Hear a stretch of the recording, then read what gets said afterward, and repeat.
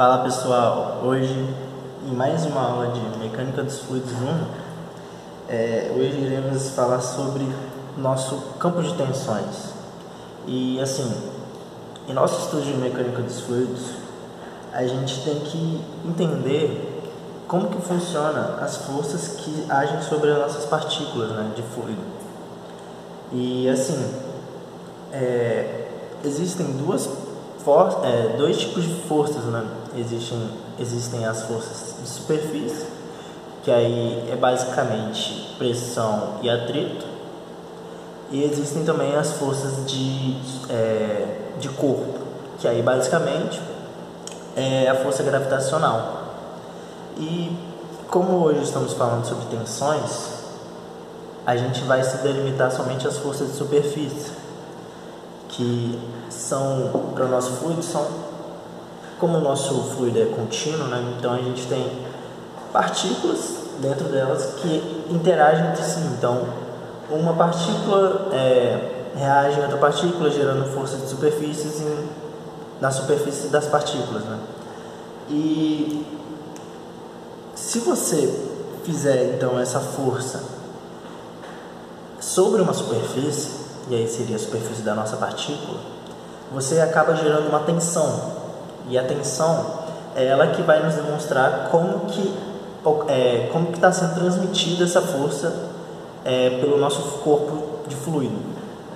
E assim, para exemplificar, ou para a gente conseguir enxergar melhor, a gente vai usar essas duas imagens aqui para exemplificar. Então, vamos imaginar, né, que a gente está num corpo de fluido, a gente está numa superfície do nosso fluido e a gente pega um infinitesimal dele. Então a gente tem esse círculozinho aqui C, que será o nosso infinitesimal de superfície da nossa partícula de fluido. Essa partícula de fluido, ela tem um vetor área, que iremos considerar que ele sempre será apontado para fora, e esse vetor área, ele passa pelo nosso vetor unitário N. Então a gente pode ver aqui. E como eu disse antes, as partículas geram forças umas nas outras. E aí aqui a gente tem um exemplo de força, né, que ele está assim, tridimensional aqui. E como eu tinha dito antes, uma força aplicada sobre uma superfície, sobre uma área, isso vai gerar tensão. Então aqui a gente tem um exemplo de tensão. Mas basicamente, se a gente dividir essa força, a gente vai ter uma força normal na mesma direção do vetor unitário N, então ele será normal a nossa força, e também a gente terá um que será paralelo à nossa superfície, sobre a nossa área. E aqui eles têm esses índices N, que é para demonstrar que ele está agindo sobre a nossa área que está no vetor N, vetor unitário N. E aqui a gente tem esses dois índices aqui, o Fn, ele quer dizer que é uma força que está sendo atuada normal à nossa área, e esse T significa que ele é uma força que está atuando tangente à nossa área. Com isso, a gente consegue criar a nossa definição a nossa definição de tensão. Então a gente tem aqui a nossa tensão normal, que ela será o limite do nosso ΔNA tendendo a zero, do ΔF, do nosso infinitesimal de força dividido pelo nosso infinitesimal de área, a gente cria a nossa tensão normal. E a nossa tensão cisalhante ou cortante, que ele é o limite do infinitesimal de área tendendo a zero, aí será a infinitesimal de força, aí aqui é T, eu errei, aqui é o infinitesimal de força tangente à área, dividido pelo nosso infinitesimal de área. E aí a gente vai ter as nossas duas tensões definidas. Mas como a gente está trabalhando com vetores, a gente tem que enxergar isso mais tridimensionalmente. E aí eu trouxe aqui um exemplo para a gente de como se fosse um pedaço a gente tem, né, o nosso espaço cartesiano. E aqui, né, eu peguei uma área, uma superfície, que ela é o que? Ela é uma superfície perpendicular, sim, o vetor área dele, né, ele será perpendicular ao eixo x. Então o nosso vetor área aqui, ele é no eixo x. E aí, já decomposto a nossa força, que era atuada aqui anteriormente, essa força, a gente decompôs ela para as três direções do nosso plano cartesiano, né, x, y, z. A gente vai ter um infinitesimal de força em x, um infinitesimal de força em y e um infinitesimal de força em z. E aí, se a gente pegar essas forças e dividir pela área, então a gente irá dividir todas essas forças por um infinitesimal de área, aí aqui é um AX, né? Aqui por um infinitesimal de área X, todos são divididos pela mesma área. O que nós teremos? Nós teremos aí as nossas tensões. Então, aqui embaixo a gente pode ver, observar isso. A gente tem a nossa tensão normal, que será essa aqui, é a razão entre o infinitesimal de força do eixo x dividido pelo nosso infinitesimal de força de área, nosso infinitesimal de área em x.